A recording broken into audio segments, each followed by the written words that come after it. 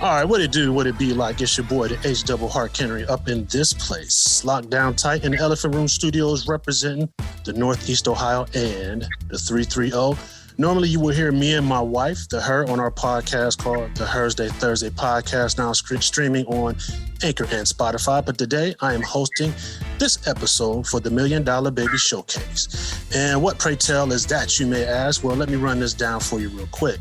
The $1 Million Baby Artist Showcase is in its first year, and it featured more than 20 artists that represented their cities both near and far. The red carpet event was held on June 17th at the Barberton Masonic Hall in Barberton, Ohio. There were singers, rappers, multiple vendors, cooks, podcasts, and radio representation in the building, interviewing artists on the spot. Probably a whole lot of Black love and Black business going on. There were heads of A&R labels scouting for talent, along with Miss Denise Cash, who was the head of the Greatest R&B Legends show, and Jada Malay, an influencer and dancer with over 200,000 followers. The judges chose a winner who received multiple interviews and an award and a spot on the upcoming Summer Wave Tour. This event was hosted by hip-hop's first and greatest married rap duo, T-Vix and Mrs. Dean. Their album Zamunda is out on all platforms. And also they are associated with Mr. Sean Dollar Bill Sanders from PTE, the label. And without further ado, I am going to bring on my guest and the winner of the $1 Million Showcase. I call him the new icon of Akron. Go ahead and introduce yourself, my brother. Yo, what up? It's TheWave winning. You already know what it is. Music artist straight out of Akron, Ohio. I'm a $1 Million Baby Showcase winner right here. There it is. You know? There it is. Representing right from the AK. Akron, Ohio in the building. That's right. I'm originally from Canton, so, you know, we neighbors. Shout out to Canton. You know, we're right next to it. Right. So let's just go ahead and get into it, man. So let's go ahead and give us some background on TheWave winning, man. You know, let us know how long you've been doing music and what got you want to pursue it the way you do. I've been doing music since, the truth be, since I've been a kid. I've been loving music since I've been 11 years old. I fell in love with the freestyle thing first, you know, before the writing. So I was a big freestyler growing up. And, you know, I started loving music. I started loving the styles and how people was rapping and stuff like that. So it kind of brought me into the feeling of loving music myself. So I started wanting to do it myself as I started making music. I seen I was good, but I just had to learn to get better. As I learned to get better, I started wanting to reach out to bigger crowds, do shows, you know what I'm saying, get interviewed, which now I'm getting interviews and, you know, stuff like that, and to keep going and reach bigger and striving for the best, just trying to make something out of, you know, some good music. Right. Definitely coming from where I come from, Akron, Ohio. Right. Now, when you said like getting better, so like anything that I do, like whether it's, because I used to write a lot of poetry, this podcasting thing that I'm getting into and radio. So, and I'm my own worst critic. So I feel I have to always evolve to get better. So what I always do, I look at people who might be better than me or at a level that I want to get. And I make them my focus and my study until I feel like I've mastered it. Then I search for that next person at next level. Do you have a similar process with that? Yes, it's similar. Like I got a couple like big artists out there that I follow, you know, that I look up to in the music game, you know what I'm saying? So I look at them and I strive with them, you know what I'm saying? Keep going because they my motivators. You know, You got big artists like Jay-Z, Nas, right? You know what I'm saying? People like that, you know. Just knowing how big you can go with this music, and then it gives you so much energy to go much farther. You know what I'm saying? Just watch a good craft become out golden. And that's basically what I'm trying to do. I want to do the same thing. Right. I feel you on that. So what is your creative process for getting in the studio? Do you just run in there and just start flipping off the dome, or is there a process before you go in? Because like I said, I used to write poetry a long time. I'm not a rapper at all. But I used to like write a lot of poetry, and I had to get to the point where, because I can't remember anything. So I had to keep a pen in my car, whatever, write it down. Is that how you do yours? You just keep a pen handy just in case something influences you? Yeah, I keep a pen and a pad around. So I'm always writing, you know what I'm saying? But it is times I went in the studio with no pen, no pad. like as I said, I grew up a freestyler, so I perfected my freestyle in a way where most of the time I don't even need to write when I go. Good. But I would just go in there and just say anything and do anything. No, I stop and I punch and I catch myself, make sure everything's perfected in my words. Like if I say a bar, I stop. I make sure it's perfected before I bring the other bar and attach it. Right. And that's the thing about when you freestyle rap, it's different than just going in there with a written piece. You know what I'm saying?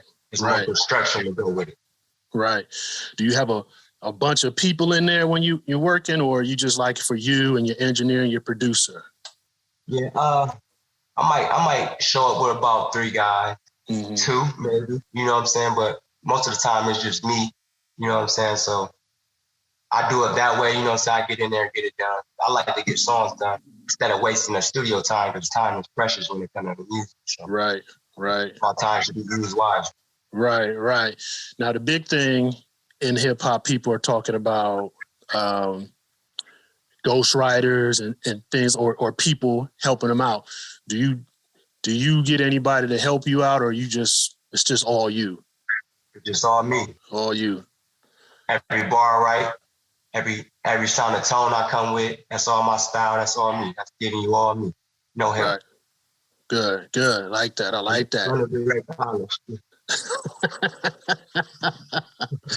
Now let me ask you this.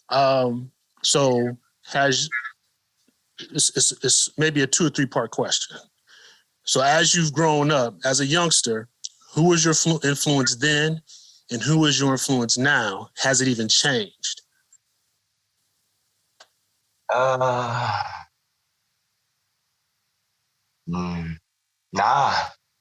I say like the top influence still got the spot in my heart of music, because it's all original. It's all real music. It's not all gang related. It's not all, you know what I'm saying? It's still genuine music. Like, they still making real music. You know what I'm saying? A lot of music nowadays, you hear a lot of cussing in it. A lot of us artists use a lot of them slang words. And that's why I like to stay above with artists, is because, that's a different level of rap when you take it, to the next level without all the beat rap. That's what makes you a real artist. You know what I'm saying? You could speak about anything. You could speak about the flowers. You know what I'm saying? And make love out of it. So I respect the artists that, take it a little farther than most. Right. So respect to all artists. Right. And that, that's a great segue to this question, because I have to be honest, because up to maybe a couple years ago, I had left the rap game alone. I was just like, man, it's just too many dudes just popping out here. And, I'm an old head. So I heard how rap originated, how it was grown. And you can tell when somebody is not really putting in the work. They just getting out there, and the artists, the companies are just signing whoever just to make money, because then they're gone quick. But I think in the last couple of years, I think rap artists, real artists, are coming back. Yeah. And those other ones are kind of fading out. What you think about that? I think that's true.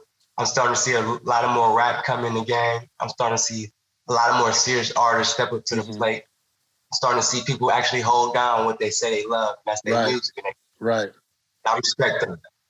Right. Yeah. That's exactly what I'm doing, trying to hold down the craft, perfect it, and just take off, you know what I'm saying? And the supporters, we shout out to y'all too for all the support that we do have. Even when we have none, we still strive, you know what I'm saying? Because the goal got to be met at all. Right. Yeah, I was listening to, because, I was out of town a little bit when all this, when we were setting this up. So on my way home, I pulled up your Facebook and I was listening to a couple of videos, and I'm like, okay.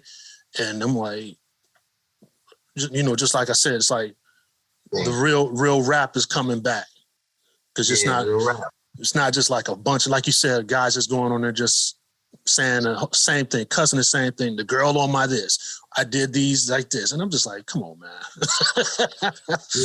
Give me. We actually keep it street, but we take it to an industry level. Right. So, how was that the showcase experience? Was there a lot of familiars in there? Was there any out-of-towners? it was more out of towners than familiars, but we did have a couple people show up from the city, you know, and supported us. And shout out to everybody that was there, all the artists, Miss Green, T Vic, shout out them, shout out the crews that showed up, you know, and the radio stations, the podcasters. We give a big shout out to them. That was a big experience for us all, you know what I'm saying? And we actually felt the vibe of walking into a place. Everything is already set up when the artists get there. Like it's like it's going on. We here to show up and show out. And you know, everybody got that feeling. Everybody was excited, and that was a good thing. Right. They did the right thing. They was holding it down. They had the showcase, promoted right. Everything was how it was supposed to be. Right. Good. Good. So you guys walked in. It was a whole professional setting. Everything was on point. That's good. Yes. That's good. Because then that show you how. Oh, go ahead. I didn't cut you off. Artists was networking, and that was key. The networking. You know what I'm saying? Artists was getting to know the artists, getting introduced to podcasters and radio stations, getting to talk with them, and just being a part of something big. You know, knowing that it's a stepping stone to get to the next step to go farther. Okay, that's good, man. Because it's good that a lot of Black people came together and they did it right, and that really helps you guys out because as you graduate into the industry, you know what you're supposed to do, and you know how it's supposed to be run.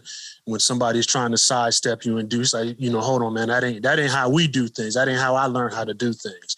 So that's good. I'm glad that, y'all had a really good experience. Has T Vix and Mrs. Dean, have they shared any knowledge with you about the game? Have you known them before this? Yes. Honestly, to be honest to the world and, what I'm saying, everybody, all the listeners and viewers, Mrs. Dean is actually my sister. We was raised in the same house. Oh, okay. We grew up, we do our own thing and we both love music. So it's just like all of a sudden we came out both doing music and stuff like that. Okay. That was a part of us growing up, something we loved. She was actually a freestyler. By this kept, but maybe someday she'll give a piece of herself to the world, let them, share. I'll let her do that. But that's my sister though, man. That's my sister. Same house, same mama, brothers and sisters. Yeah, I'm one of the brothers. Okay, I didn't know that. That's good to know. I was listening because I interviewed them on my podcast, and they were great. We enjoyed having them on there. But before they came on, I was listening to some of their albums, and I'm like, man, she is vicious. She tears that mic up. And I mean, it's just like, yeah, it's like her voice is like she's punching the mic almost, man. I'm just like, wow. Yeah, they're great people. So are you currently signed to anybody or have any management or anything like that? No, I'm currently not signed. I have no management. Everything I've basically been doing my music, I've been coming from the mud with it, just starting from just a little seed, just trying to grow the tree. Right. But I ain't had no management. I'm not signed to no label. And I'm always open for features, podcasting, interviews from the radio. Okay. I'm always open for things like that. Good. So hopefully all that networking you guys did, that'll, I pray that pans out for you, man. Appreciate it. No problem, man. So just a couple more things, man, because I know you're busy. How's your support from the family other than, I know your sister's already got your back. What about friends and family? How's their support? Support pretty good. It's pretty decent, I could say. But I do get some type of support. Like as an artist, some people might judge things you do and how you do it and how you're taking it because they might not know the steps, you know what I'm saying? So it's always another opinion. But as far as how I've been taking it, how I've been stepping, the supporters that I do have, they actually been putting me in the right places and the right steps. So I believe in my supporters. I believe they got me in the right direction. Good. Yeah, because it's hard, man, when you got a dream and you're passionate about it, and everybody not involved with what you're trying to do wants to tell you how to do it. And then if you're not doing it their way, they kind of want to belittle what you're doing. Mm-hmm. Yeah, I go through the same thing. I just stay strong through it because, as an artist, I know exactly how I want to come and who I am in this rap. So I feel like, what's already meant to happen is to happen. So anything else is said, it's either hopefully it's positive, hopefully it's all positive energy coming toward me. But like I said, I'm the artist, though, and I know how to take it. So I feel like I got to take the steps. I got to use the energy to get there. I got to have the mind to know what to do when it's time. Right. And if they can respect that, they can respect the artist and where they're trying to go. Right. So where do you see yourself in the next 5 years? What's your goals? In the next 5 years, I see myself, what about over 10 plus albums? I see myself doing big things, hitting the screens. I see myself traveling the world, doing what I love, doing music. I can see myself with the big stars, so I can see myself meeting people that I always wanted to meet and talk to and get, a little feedback just about the music game. You know what I'm saying? Right. Anything I want, anything you can learn, I want to learn it. You know what I'm saying? I'm always open to learn it, stuff like that. Cool. Man, I'm a believer, man. If you speak it, you speak it up into them cosmos, man, and you keep your faith going, it'll happen for you. And me, I'm pushing for you, T Vix, Mrs. Dean. We all from, like I said, we all from Northeast Ohio. So anything I can do for y'all on my side, if you want me to throw something on my social media, I got you. It's not a big deal, man, because I'm all about Black businesses and Black folks evolving and pressing on. So what about this summer wave tour? When is that supposed to happen? I selected a date with T Vix and Mrs. Dean. I selected a date for the Wave tour. So they will be getting back with me about the date tour. And I will be riding out with them. So and we're gonna get there and we're gonna make it happen on the Wave tour. And I come to show up, man. I come to do my thing out there and show the world. Right. They've been missing. They've been missing the Wave winning, man. It's time to pop up, pop out. You know what I'm saying? I'm here now. That's right. Showtime, bro. Showtime. Do you guys already have a city selected, or they're still working that out? We're still working that out. I chose Indianapolis, but dates may very change, and that ended up happening. We'll probably be pushing through with a new date, a new performance at a new city or state. So I'll be letting the people know. All right. Brother, man, I just want to let you know I enjoyed this conversation, and I know you got a lot of things going on to build this career, take care of family and all that. So why don't you go ahead and hit us with your social media where we can find you, where we can follow you. Okay. You can find me, TheWave Winner, on social medias, all platforms. That'll be Twitter, TikTok, Instagram, Facebook. You know what I'm saying? I'm on Loom. I'm on music apps with music on there. You can go check them out. And I'm all around. So you can just type in TheWave Winner, no spaces, and you can find me anywhere, any platform. Google me. Google TheWave Winner. You'll find everything about me there. Right. Awesome. All right, man. So, yeah. Connect with you. Yes, sir. So definitely connect with TheWave Winning. You will not be disappointed in the music that I've witnessed. You know, I've been on your Facebook page. So like I said, you won't be disappointed. Also remember that you can hear my podcast on Anchor and Spotify, the Two Harks. We have our Sunday shows, and just go to our YouTube. Just look for the Two Harks. You'll find us on Instagram. Just look for the Two Harks. You'll find all our information. Make sure you follow and subscribe. Bro, it's been a pleasure. Again, I pray for you. I wish you much success. Blessings for you and your family. Okay? All right, man. Yes, sir. I enjoyed it. We'll be back with you at another. Yes, sir. So keep looking out for the $1 Million Baby Showcase, and we'll be back with you. Peace. Okay. Peace.